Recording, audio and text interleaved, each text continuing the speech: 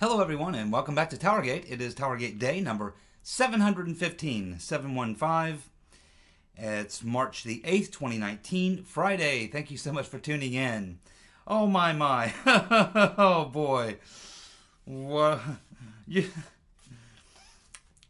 know, as I've said so many times, this freak show called the Democratic Party is just, it's unbelievable. I've never seen it this bad for either party. I mean, I can go back a long way.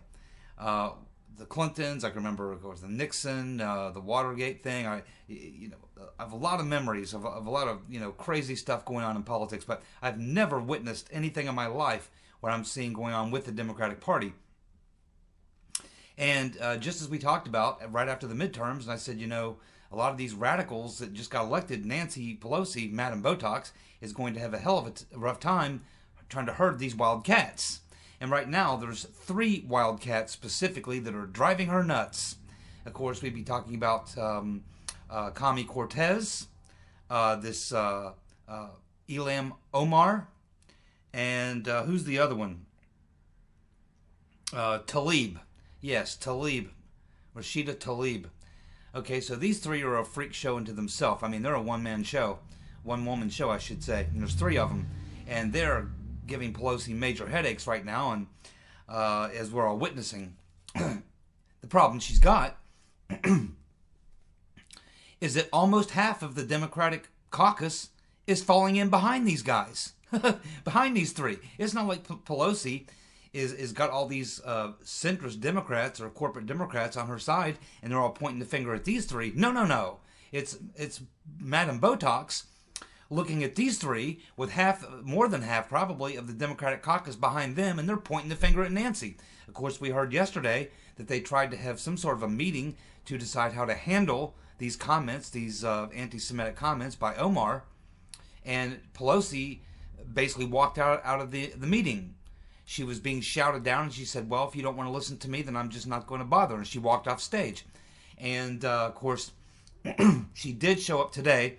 And this is probably the story of the day for total humor, if you want to know what a freak show actually looks like in the Democratic Party and how little control that Pelosi has over particularly these 3 that I just mentioned. So today, Pelosi, at the very same time that Madam Botox brings that anti-bigotry resolution to the floor for a vote, Kami Cortez's campaign sends out a campaign email claiming that the Jews are out to get her, and also Tlaib and Omar.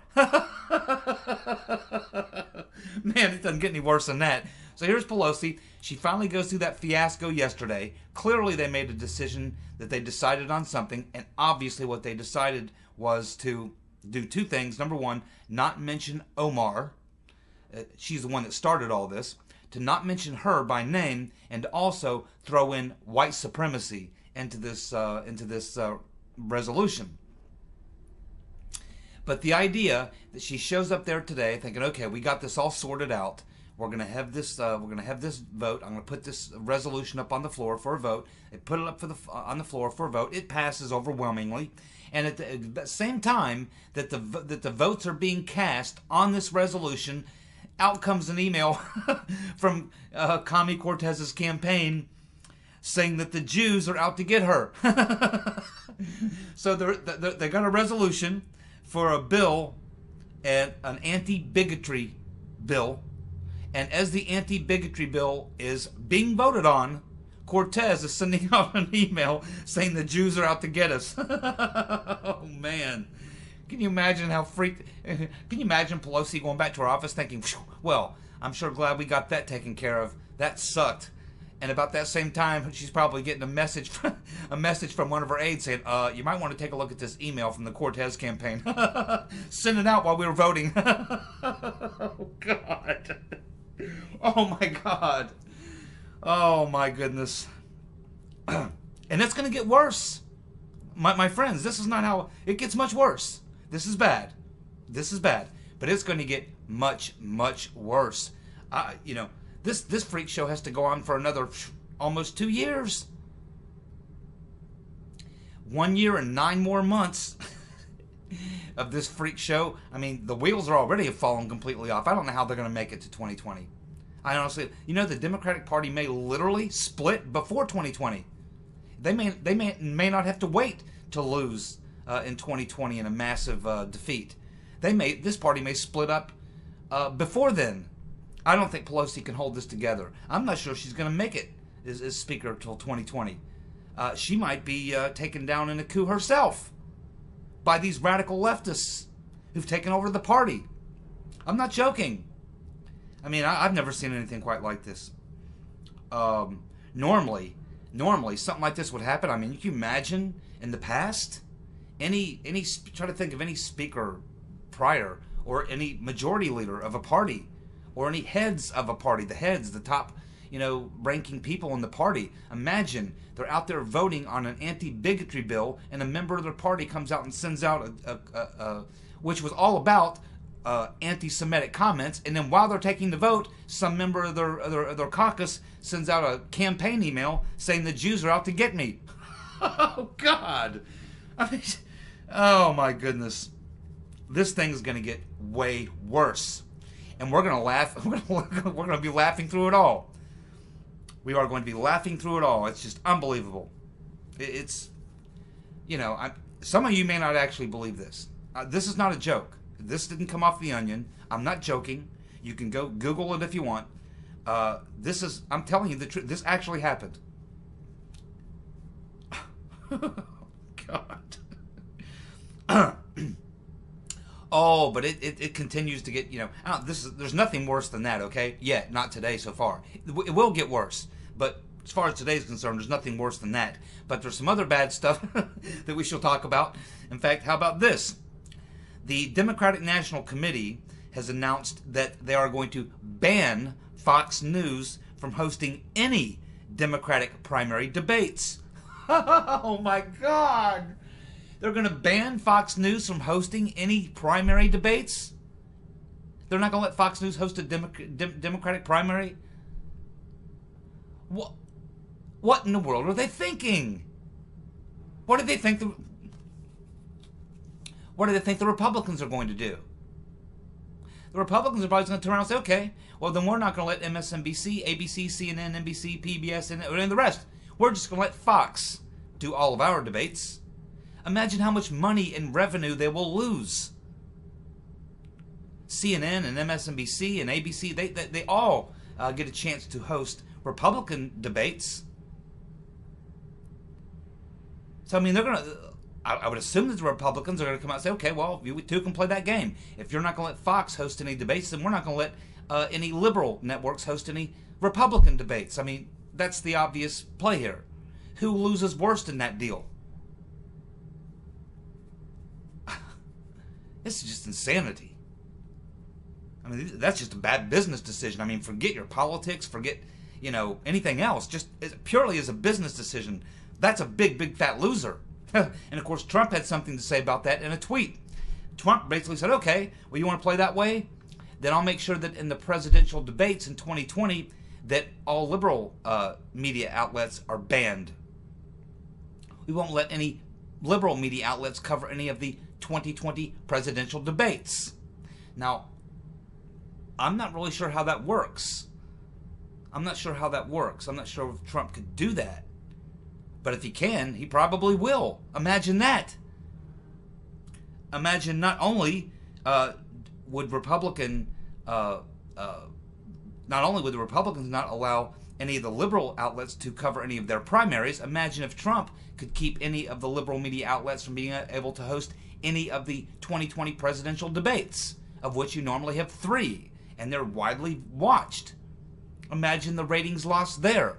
Imagine money and the revenue losses there. I mean, this could backfire.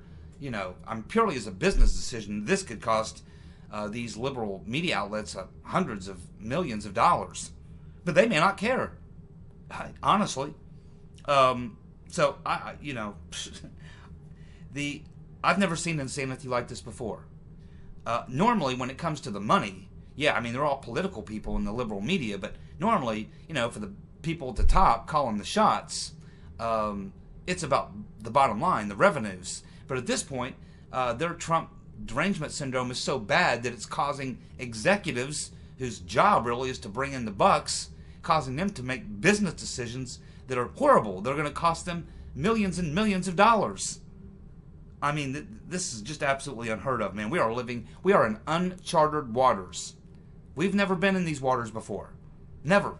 It's never been like this. I remember Reagan. I remember Clinton's. I remember Watergate. I remember even the Vietnam War, Lyndon Johnson, the Kennedy assassination. I mean, all these things. I remember all these things. I've never seen anything like this before. It's just extraordinary. And of course, Howard Schultz, of course, the former CEO of Starbucks, who continues to threaten that he's going to run as an independent. He was on with Fox News, and he says, because they continue to say that he is, the Democrats continue to say that if he runs, he will be the spoiler. And so he was asked about that on Fox, and he said, hey, look, if the Democrats run a far left candidate, then it's they who will be the spoilers, not me. And if you watch that interview, he certainly is giving every indication that he does plan on running as an independent. And it is true. I mean, they are correct about that. That if Schultz does throw his hat in the ring, and he'll self-finance his own campaign, just like Trump did, if he does that, yeah, I mean, he's going to get a lot of moderate Democrat votes. And he certainly would split the Democratic vote, and there would be a landslide. And that, again, that could, be a death blow to the Democratic Party. I mean, I am not joking when I tell you that the Democratic Party is, they're coming dangerously close to being, going the way of the Whigs. I mean, we could be looking at the end of the Democratic Party. I mean, that would be Trump's greatest accomplishment, destroying the Democratic Party. And he's well on his way to doing it. I mean, they're falling right into his trap. Holy smoke. Okay, Luke Rosiak of the Daily Caller. Unbelievable. Newly released documents. Again, thank Judicial Watch for this, because it is Judicial Watch who received these documents. Newly released documents show that Bruce Ohr, Bruce, met with Christopher Steele for more than a year after the FBI fired Steele as an informant. Bruce acted as a go-between for more than a year, even 10 months after Trump had won the presidency. So yesterday, we find out that Glenn Simpson met with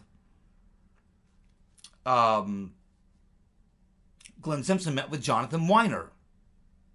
Now we find out that Bruce Ohr didn't just have those meetings back in the summer of 2016 for 3 or 4 months. Oh, no. It went on for over a year, including 10 months after Trump was president. Now, the FBI and the DOJ knows all this. They know all this because every time that Ohr met with Steele, he briefed his handler, his FBI handler. And that information was written up in 302s. They have all the 302s. And maybe this is what Tom Fitton got his hands on. Although I doubt it was the 302s, probably emails. But still, I mean, this is extraordinary. And it's like every day more and more evidence comes out. It's overwhelming at this point. I cannot believe that Barr has not already appointed a special counsel.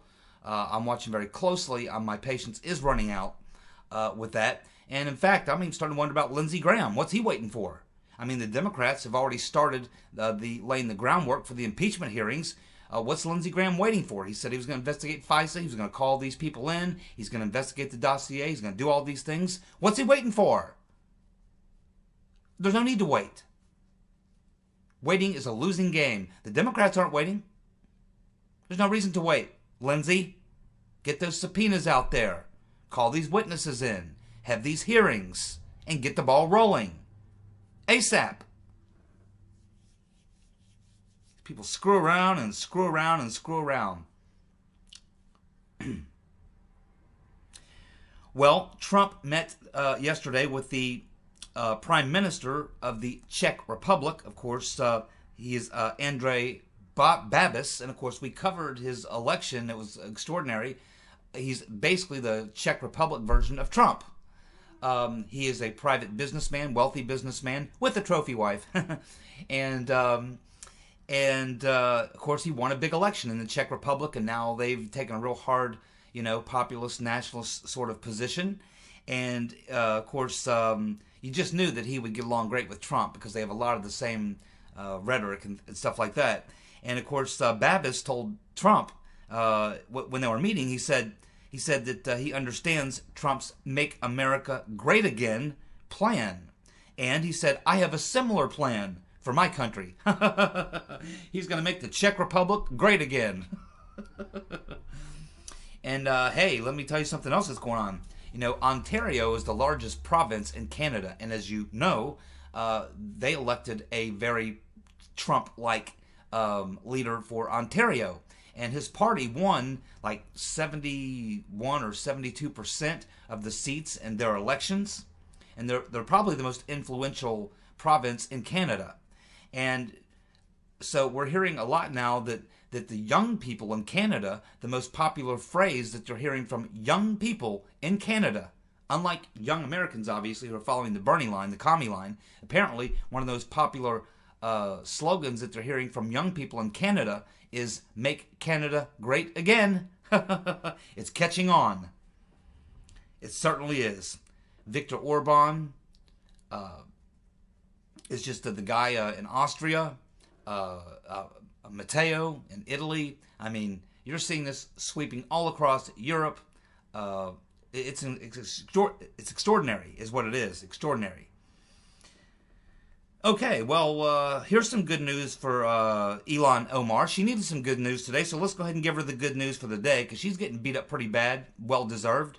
It appears now that David Duke, yes, that's right, the former Grand Wizard of the KKK, David Duke, has endorsed Ilhan Omar. Now, he said a few good things about Trump back when Trump was running, and Trump took all kinds of heat, even though he really didn't know anything about David Duke.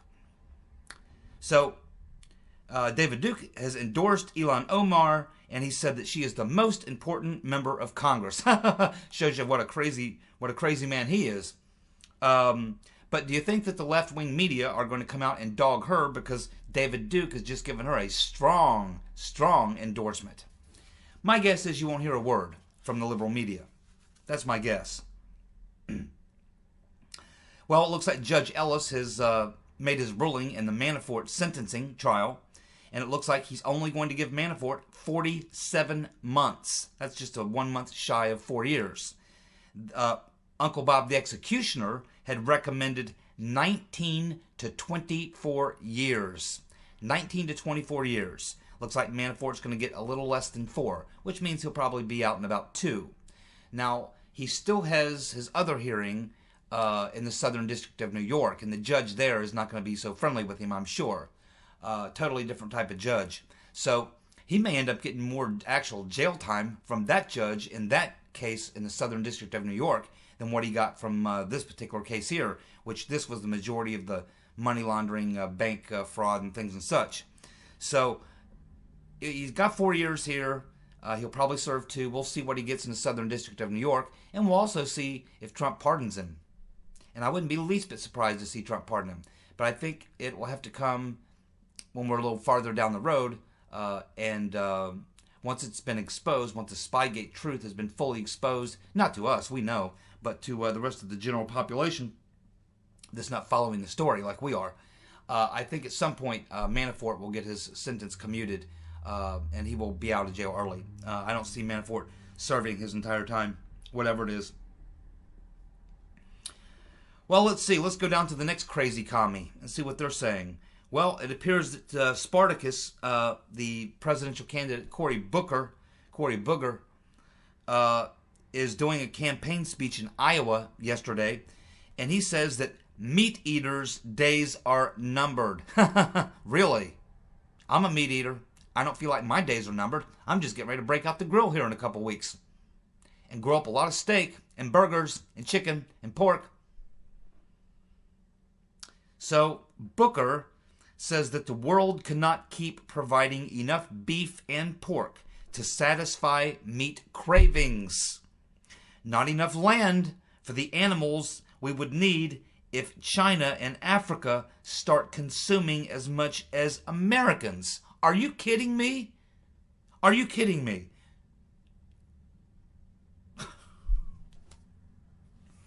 Not enough land for the animals to graze that we would need to slaughter to provide all that beef and pork.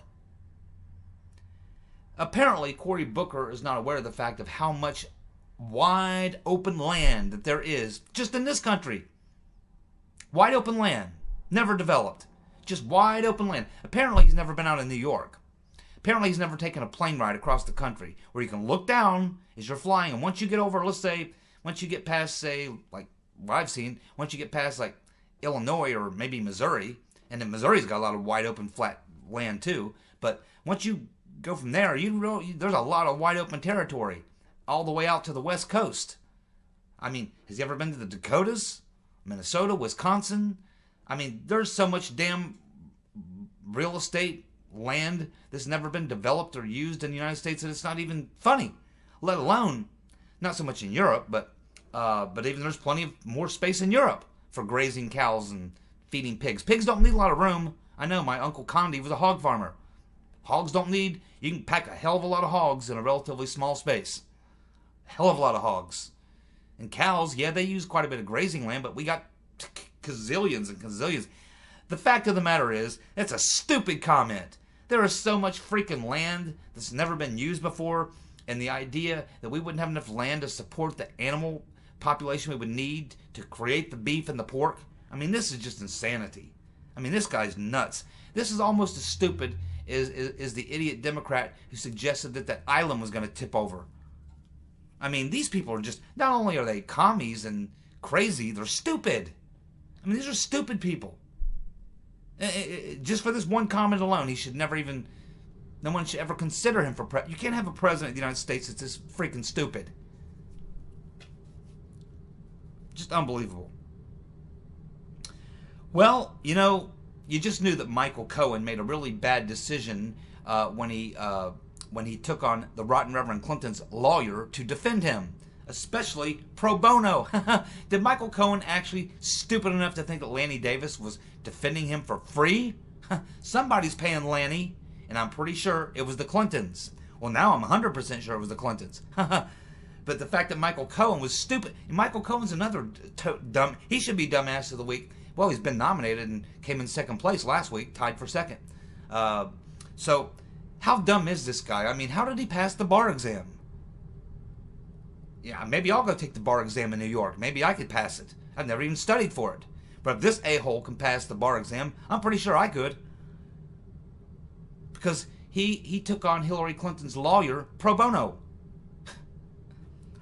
And trusted Hillary Clinton's lawyer.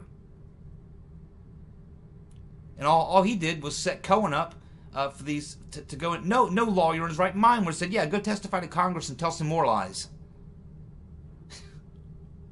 He knew that Cohen could only look bad in those hearings, yet he let him go out there and do it.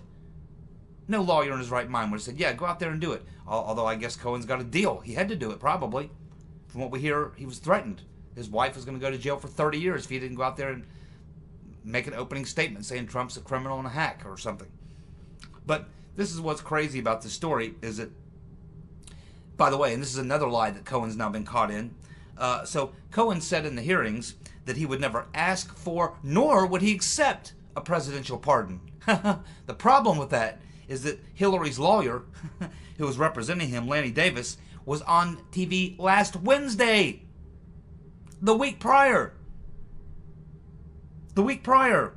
Lanny Davis actually told the Wall Street Journal that Cohen directed one of his lawyers to ask the White House about a pardon. So a week ago, Lanny Davis tells the Wall Street Journal, yeah, well, before I was representing Cohen, one of his other lawyers did go to the White House and ask him about, a pardon. Yet he's sitting there in the hearings a couple of days ago telling everyone in the hearings under oath that he would never ask for a pardon or would never even accept one if it were offered. Caught in another lie. Well, if somebody's lying, either he's lying or Lanny Davis is lying, so I think that they should subpoena both Michael Cohen and Lanny Davis back to Congress and find out which one of them is lying. Why would you bring on the Rotten Reverend Clinton's attorney to represent you, especially pro bono? Not a good idea. I bet he's going to regret that, because that's probably add another couple years to his jail term. This guy's a dum-dum. Man, oh man.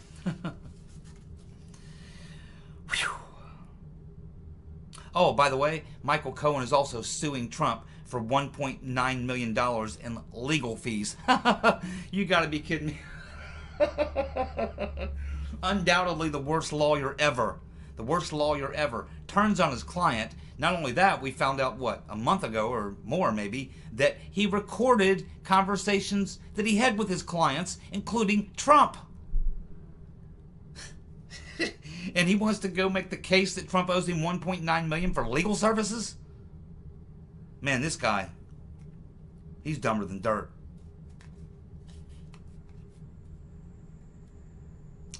So as I'm telling you earlier how crazy Pelosi is, just another example of how crazy Pelosi is.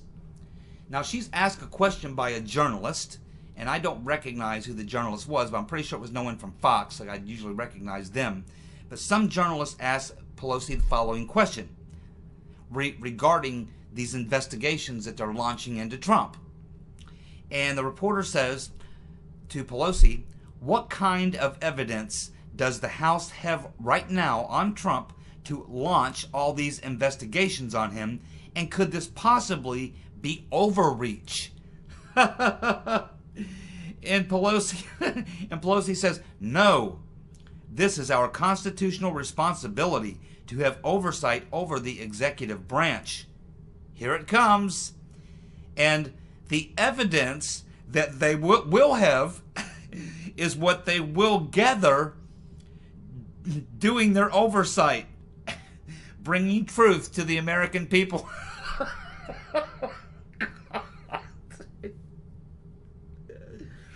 That's pretty close to, yeah, we have to read the bill to find out what's in it. Okay, it's pretty close to that same type of thing.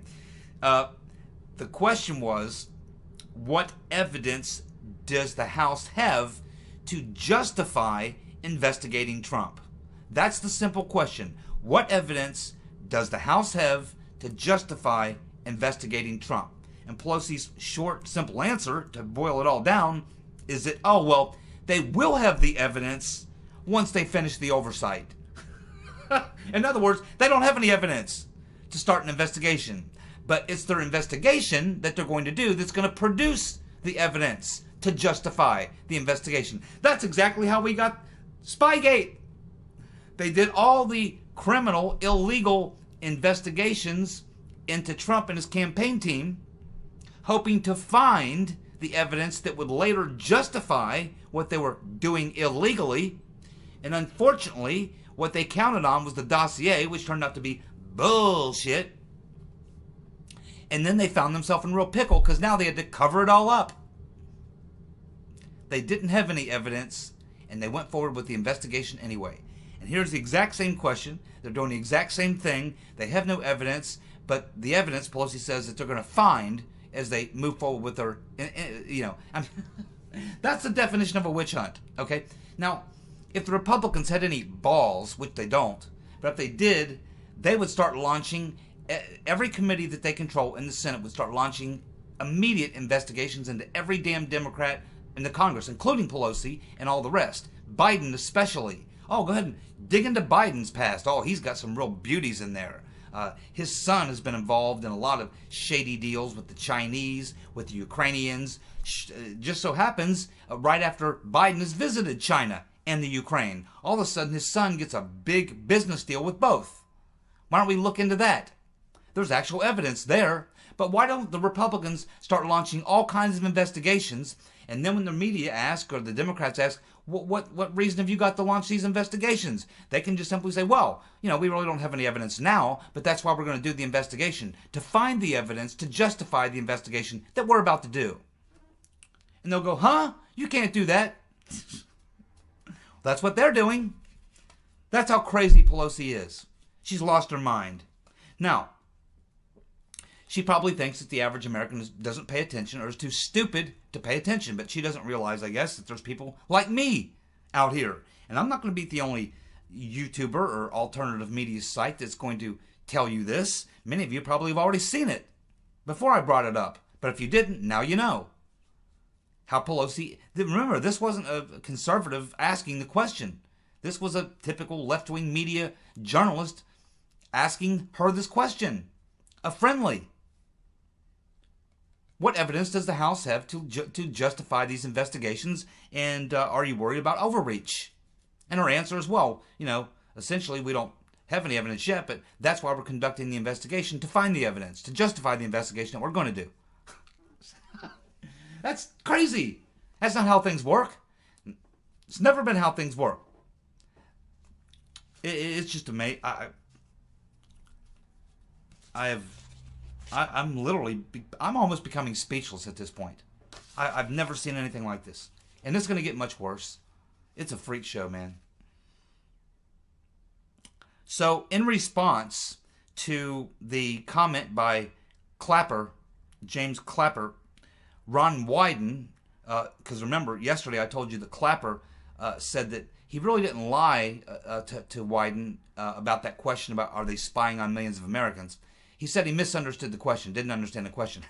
So today, Ron Wyden tweeted out in response to Clapper, he says, Clapper needs to stop making excuses for lying to the American people about mass surveillance. He says, I gave him the chance to correct the record, and he chose not to correct the record. He chose to let the lie stand. And he's a Democrat. Clapper is like a pathological liar. I mean, you can look at the guy. I mean, the guy could not tell the truth if he had to. Here's a good question for you. After learning that the system, the server, had been hacked, why did the DNC contact their law firm, Perkins Coie, and their lawyer, Michael Sussman, rather than call the FBI's top cyber cops to figure out what happened? Why would you, after getting your server hacked, instead of calling the FBI and getting those professionals they have there with all the tools they have, and they'll do it for free.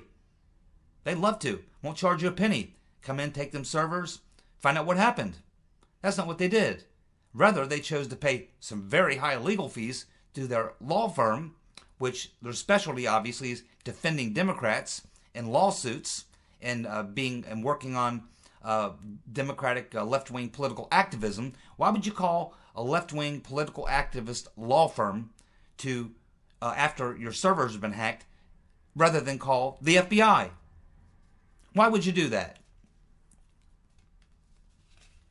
That's a good question, don't you think? Well, I'll be damned.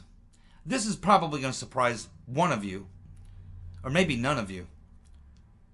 John Kelly says that he would have worked for the Rotten Reverend Clinton had she won and asked him to be her chief of staff. Yeah, well, now that he's gone, you notice a lot of the leaking has stopped.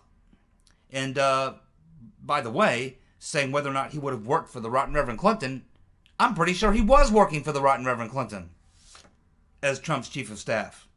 That's what it looks like to me. Here's another good question, and I'll give you the answer to this one. Why is Jerry Nadler requesting all those documents? Why is Jerry Nadler requesting all those documents? Well, it's because his son works for a law firm that is suing Trump. So he's going to have Daddy get all the documents for him. Don't you just love it? Thank you so much for tuning in. I'll be back tomorrow with more Towergate. See you. Bye.